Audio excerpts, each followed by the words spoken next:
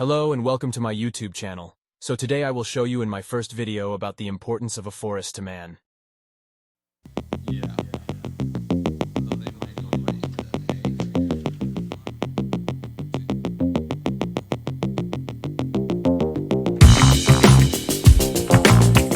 Absorbing carbon dioxide and releasing oxygen. Forests act as natural filters, purifying the air we breathe by removing pollutants and improving air quality.